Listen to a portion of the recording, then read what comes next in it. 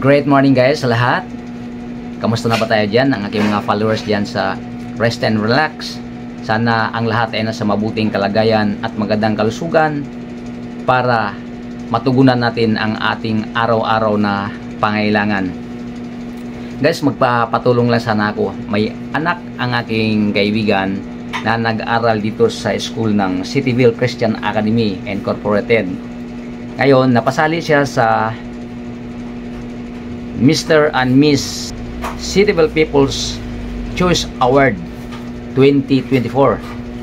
Yan, wini-welcome ko kayo lahat on the online vote. Madali lang ang mechanics dito guys.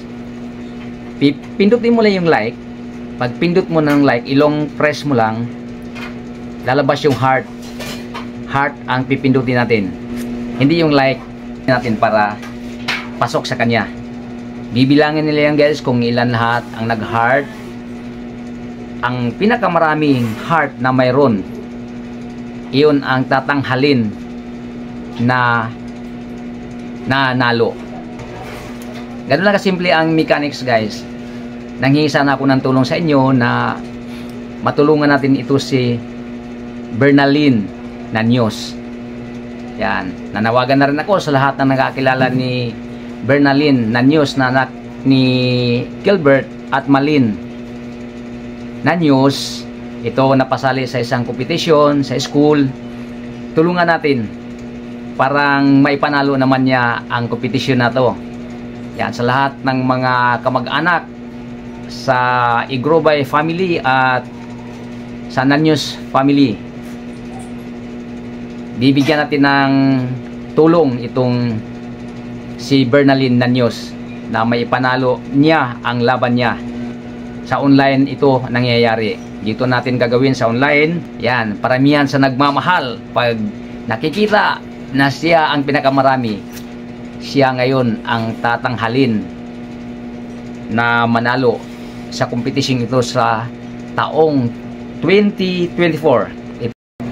Isingit ko lang guys, munti ko na makalimutan, i-like pala natin ang page. Yun ang pinakaunang gagawin natin ng Cityville Christian Academy Incorporated, yung school nila, bago natin i-heart si Bernaline.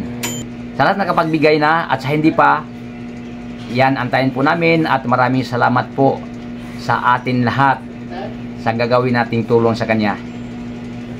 God bless us all. Ingat lang po. Laging mag-inom ng tubig, marami.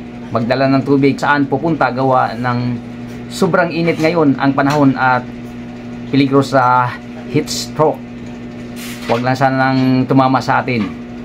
Pero hindi talaga natin mapipigilan ang ating panahon ngayon. Hindi natin alam kung hanggang kailan ito o ilang buwan na mayroon tayong ganito kainit. Kahapon 47 ata ang reading nila. Kaya mag-ingat lang. Siguro magdala ng payong lagi, magsombrero pag walang mga buhok tulad ko, para maproteksyonan natin ang sobrang init. Kahit kung wala sombrero, kung may panyo kayo, siguraduhin nyo lang na mayroong nailagay sa inyong bunbunan. Yan, parang maiwasan natin ang tama ng sobrang init sa ngayon na hindi na natin maintindihan. Sana matapos na itong buwan na to. Maraming salamat muli at good luck na lang sa atin lahat at kay Bernaline Nanyos o Nanyos. Napatigas ko pa yung bigkas na Nanyos. Bye bye. Huwag kalimutan